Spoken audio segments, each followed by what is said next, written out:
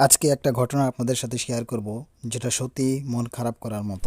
আমাদের কবুতর মোট 2টি ডিম দিয়েছিল, তার মধ্যে থেকে একটা ডিম থেকে সুন্দর করে বাচ্চা ফুটছে, কিন্তু দুর্ভাগ্যবশত আরেকটা ডিমের বাচ্চা ঠিক সময় মতো বের হতে পারেনি, হয়তো ভিতরে আটকে মারা গিয়েছে। আমি যখন বিষয়টা বুঝতে পারি তখন ডিমটা ক্যামেরার সামনে এনে খুলে দেখার চেষ্টা করি। ভেবেছিলাম হয়তো বাচ্চাটাকে কোনোভাবে সাহায্য করতে পারবো, কিন্তু অনেক দেরি হয়ে গিয়েছিল, ভিতরে আটকে সেই বাচ্চাটা মারা গিয়েছিল।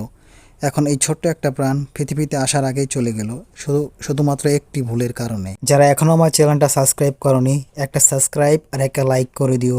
থ্যাংক ইউ ভিডিওটা দেখার জন্য। আজকে একটা ঘটনা আপনাদের সাথে শেয়ার করব, যেটা সত্যি মন খারাপ করার মতো।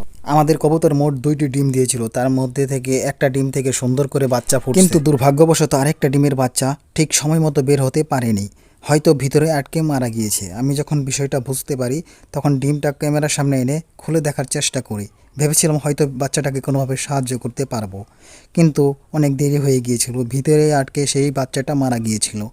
এখন এই ছোট্ট একটা প্রাণ পৃথিবীতে আসার আগেই চলে গেল, শুধুমাত্র একটি ভুলের কারণে। যারা এখনও আমার চ্যানেলটা সাবস্ক্রাইব করনি, একটা সাবস্ক্রাইব আর একটা লাইক করে দিও।